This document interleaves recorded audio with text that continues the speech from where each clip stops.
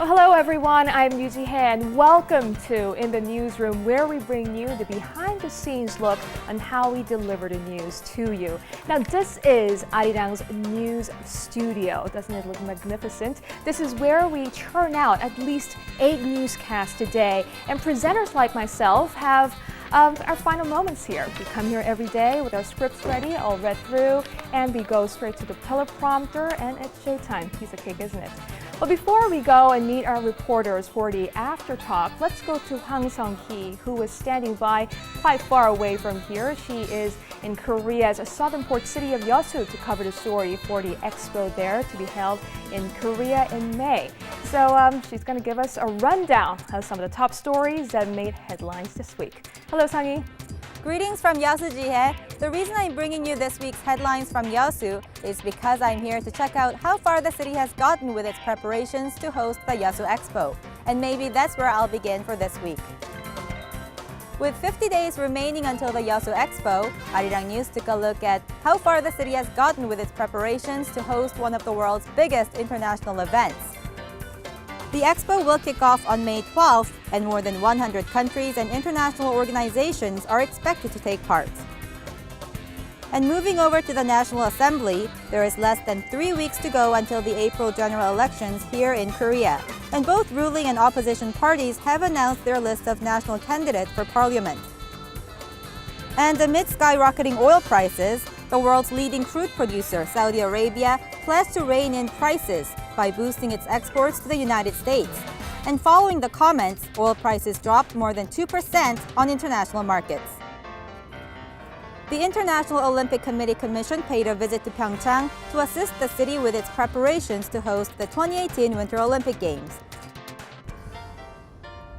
In just a few days' time, Seoul will host the Nuclear Security Summit, where world leaders will seek ways to prevent terrorist groups from getting their hands on nuclear materials and weapons.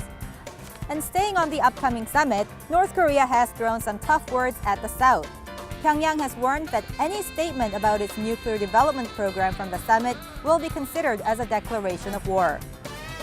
And this week, North Korea vowed to go ahead with plans to launch a long-range rocket, despite strong objections from the West. Ending on a lighter note, a new survey shows that 8 out of 10 Koreans aren't happy with their lives. But there is good news, as 90% of them said they were eager to make necessary changes to make their lives better. Well, with the Nuclear Security Summit just around the corner, I think it's going to be another busy week for us reporters next week. But for now, I think I should get back to check up on the Yeosu Expo. Back to you, Ji-hye. Okay, so everyone's here. Let's get right to it. This week, news on North Korea's plan to launch its rocket was obviously topped the list of our newscast this week. And in fact, on our primetime news on Monday, we delved into this topic in particular with the expert as well as the reporter. So Yeonji, you talked to one of them. Can you tell us who he is and what did he make out of this unexpected announcement? Right. I had a one-on-one conversation with Peter Beck from the Asia Foundation in Seoul. He's a country representative for Korea. He said a lot of interesting things, but to give you the very essence of what he said, the timing couldn't be worse for North Korea to be doing something like this. You know, why now, after having reached many breakthroughs with the U.S.? Well, he's saying what the U.S. promised to give North Korea in return for their nuclear concessions is not enough. You know, North Korea suffers a grain shortfall of over 1 million tons every year, but then the U.S. promised to give them some 250,000 tons of food aid in return. And so obviously this is not enough, and North Korea thinks it's the time to show the world that it's a very tough country. And they're not very happy with this. Right, nuclear capability as well as long-range missile launch capabilities. I think it was also interesting that China was not shy about stepping up their voice of concern about North Korea's launch, because most of the time they'll be backing and supporting North Korea, and now they're saying, okay, stop this, North Korea, you're going too far. And obviously, Cheonan, you reported on the fact that U.S. was given heads up before Kim Jong-il's death about this rocket launch plan. Can you tell us more about that? So I guess there's more twist in this story.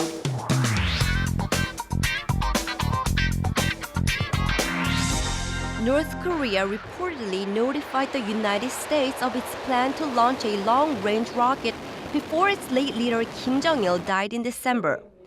According to the report, U.S. officials at the time warned Pyongyang that the launch violated UN resolutions. The source also said U.S. officials warned North Korea last month during their third round of bilateral talks that the launch would mean an end to their discussions. However, North Korea argues that the planned launch does not violate the terms of the February agreement reached with the U.S. or earlier UN resolutions. Regardless of the result of the third round of the bilateral talks between the U.S. and North Korea notified to the U.S. that they have planned to launch this satellite in April to mark the 2012 April, which is a very special year for North Korea. Exactly, because Kim Il-sung's centennial birth is coming up. So 2012 is also where North Korea declared it as the year of strong and prosperous nation. So they have a lot of political events to celebrate. So it's going to be a big year for them. Maybe a little contrary to what the experts said, this satellite launch is solely related to the centennial birth of Kim Il-sung. And also China has changed its standing point a little because the North Korean Vice Minister of Foreign Affairs Lee Yong-ho visited China this week, and maybe they have talked through behind the scene, and China has changed their position that they will back up their satellite launch in April. So maybe they might have this peaceful purposes. So no one knows what North Korea is doing. I mean, they had this joint concert in Paris last week, and they will have another concert in the U.S. they're trying to do. Although we don't know whether the U.S. will allow this, so we have to watch it more carefully from now on. Yeah, we are dealing with one of the most reclusive states here. Right. We have no idea what they're trying to do. But I guess, they don't know when to stop. And it's been going on for quite some time now. And we have another news related to North Korea. March 26th is not only the kickoff day for the Nuclear Security Summit here in Seoul, but also the second anniversary of the tragic Cheonan incident where 46 of our South Korean sailors lost their lives in a torpedo attack by North Korea. Hanul, you'll be tracking this story. What can you tell us? Well, I had a chance to ride the vessel, which is exactly the same model as the warship Cheonan.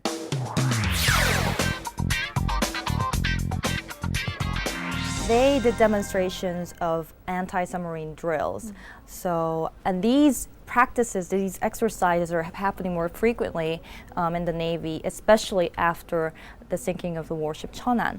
So, in the past, they were mainly focusing on these anti-submarine drills on the East Sea, not so much on the West Sea because the water is more shallow on the West Sea, and they didn't really think a torpedo attack would be possible on the West Sea. But after the Cheonan incident, they have fortified these drills on the West Sea as well. And what they're implementing starting this year is to have more unplanned exercises where they do these drills without notice, without any prior alert, to really keep the sailors and the Navy, up to date. So do you guys remember 2 years back when it happened? How shocked we are about this tragic news? Yeah, I'm personally curious of how the hurt people, the soldiers that were in the boat, what they had to say about after a year, about the incident, because we were so the whole Koreans were so hurt about the fact that those young soldiers being all, Sailors? Yeah, sailors, I'm sorry. Sailors being all hurt and dying, 46 sailors. Yeah, so what did they have to say? Were they really mad or They were outraged. They were really furious. And this one sailor who I interviewed said he still dreams about his fallen sailors, and just imagining the sailors just buried in the dark, cold water in the sea just really traumatizes him and haunts him until this day. And I after being on the vessel, I really sympathized because it was really cold and the water was just so freezing. And I actually went to the dining areas and the sleeping areas where these sailors were when the incident happened, and it was just mind-boggling trying to imagine this happened while they were just sitting just relaxing, and suddenly the vessel just ripped into two. They're also furious about how some people are still speculating that this is not this is not a North Korean attack. Yeah, I was about to say, I mean, it's heartbreaking. The fewer people, as the year goes by, fewer people in Korea believes what the government has said about what happened to the Cheonan warship, that it was North Korea's torpedo attack, and they're still not believing. And it's mostly people in 20s and 30s who are exposed to SNS and the internet that's just spreading rumors and conspiracies. And it's heartbreaking to know, especially for the families, right? So we've put great emphasis on the nuclear security summit as well as the North Korean issues as we talked about right now. But I guess for many Koreans, the big event on the horizon is April's general elections. And just a few days ago, the candidates have been selected by the major parties. What can you tell us about their decisions? There are some running themes, you know. Just looking at the list of candidates, you can just find out easily what these two parties are trying to achieve and what their campaign pledges are.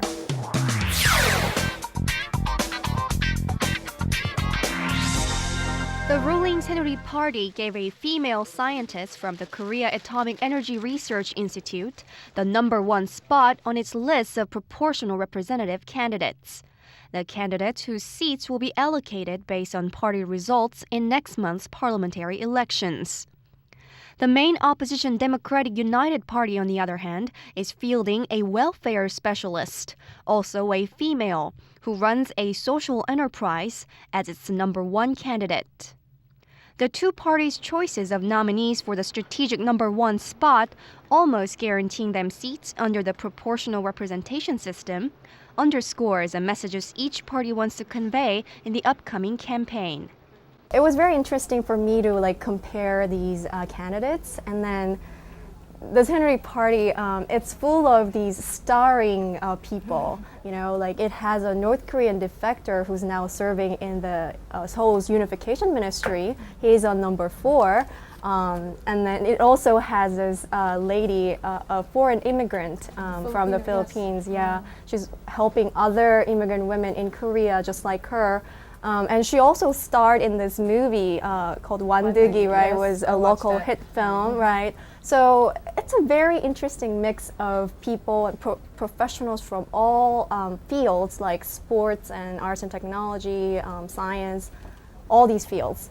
And the DUP, they're very determined to take over power this time and be the majority in the National Assembly. So breaking from the current administration's pro-business policies, they are trying to distinguish themselves, saying, no, we are going to work more for the less privileged. We are going to improve our welfare services for more people, like basic welfare services. So it was very interesting for me to compare the two.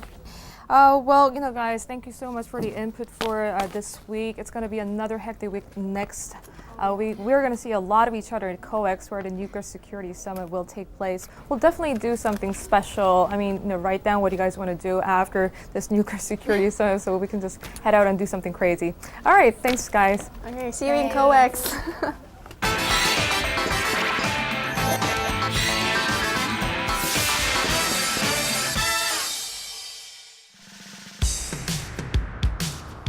Hello, my name is Ho Seung-ha. I'm a new reporter here at Arirang TV, and I've just joined this office last week.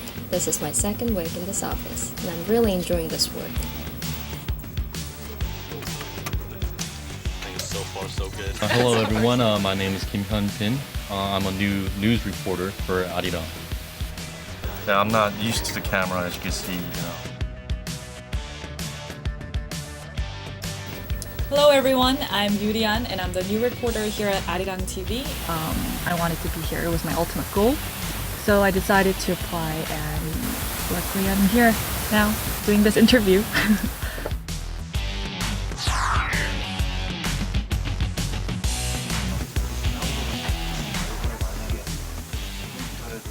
나머지 더 풍부하게 그러면 It was a lineup meeting for the 12 o'clock news in the noon.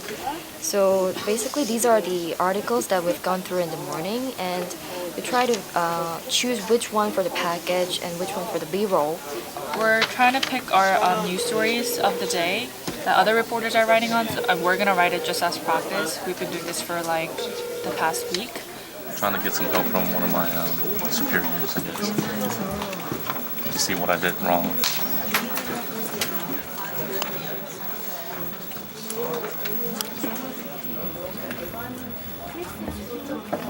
Because I don't want to make too much mistakes, because I don't want to embarrass myself, but I'm trying my best at the time being, so I think I'm just waiting for good results to come out.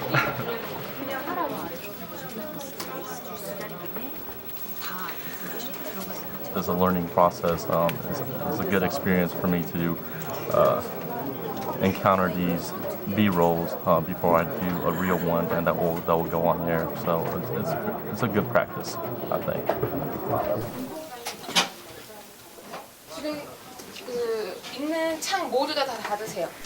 And here we're actually using visual images, like footages, so that I'm really excited about editing and putting my voice over it. And I did the interview, I wrote the story, I put on the dubbings and whatnot. So I think it's a multi-level process, and I participate in all of it.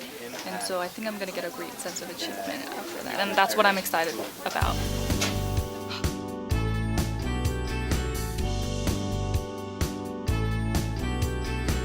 Had a really exciting experience. We went downstairs to watch the broadcasting news, Arirang News, and it was my first time in my lifetime to watch the news in front of me, and it was really exciting, and I even imagined myself sitting on the desk.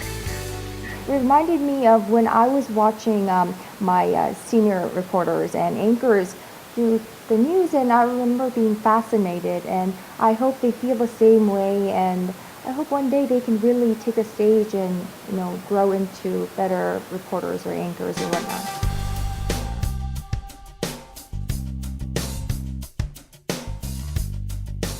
I realized that everyone's really interconnected here, and it kind of just has a really feel like a wanted family kind of feel. Like everyone's really courteous to each other, and yeah, so it's a really warm atmosphere. And I really like that. Yeah, I've always wanted to do something that will, as a bilingual person, could represent our country in a better light. So, reporter, I think, will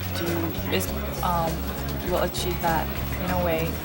I want to be a reporter who is full of enthusiasm and curiosity. And I always want to ask why. Why is this incident happening? And I want to look for the reason. I want to look for the background information. Well, I would like to be a correspondent during dangerous times in situations such as terrorism and during war times. And I want to be there firsthand on the scene, reporting the news live. And hope to see you on screen soon. And hope you can keep an eye on me.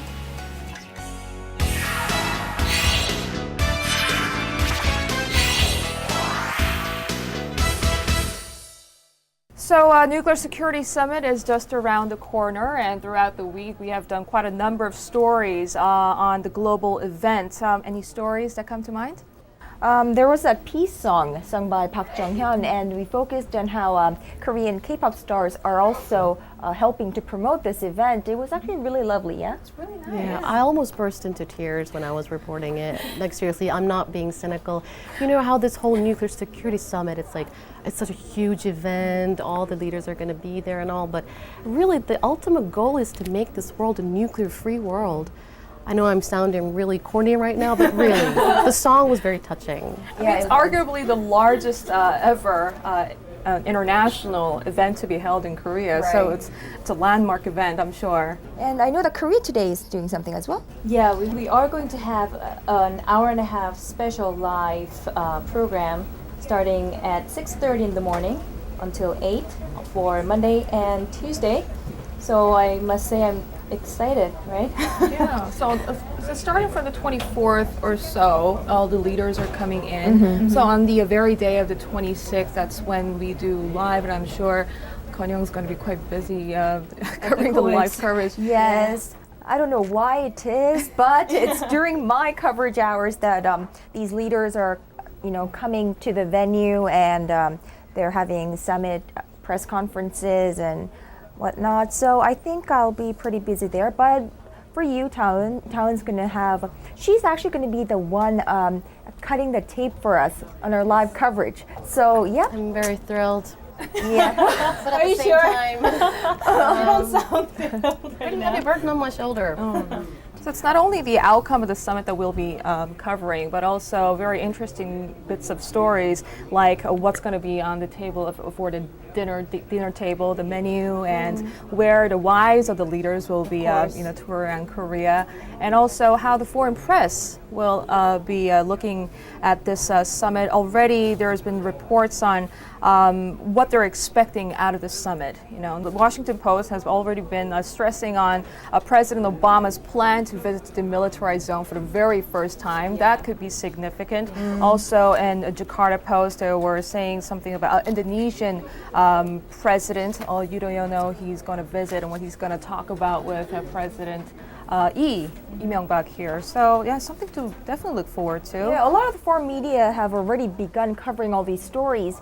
I mean, of course, focused on their leaders attending the summit, but really all eyes are going to be on the summit in Seoul and just covering it, bringing the spotlight to Korea. That will that itself would be, be a fun experience for all of us and for all of Korean people and for Korea. So yeah, it'd be a fun experience. And I'm sure some would be also focusing on how North Korea will take us holding this event. Right, I was just about to mention that. I think there'll be some changes in the agendas planned, scheduled to be discussed with North Korea's recent announcement on launching its long-range rocket. What do you guys think about it? Well, North Korea, when will they ever learn? It's just that them coming up with these, this rhetoric again, a belligerent rhetoric, saying that if any one of you talk about our nuclear ambitions or so on, then we're going to think of it as a declaration of war. And that's quite a statement. It's a very strong statement. But so far, it seems that they're going to go ahead with the launch anyways. And I guess the world leaders, they're going to get together. I'm sure it's going to be one of the agendas to be tackled. Right, and hopefully dissuade them from firing that rocket. And we'll have to wait and see in the next couple of weeks. And North Korea always remains to be seen. So let's make sure our newscast stay through, and let's do something afterwards, after this stuff is done. Yeah, to get the stress off our shoulders. All right. It's news.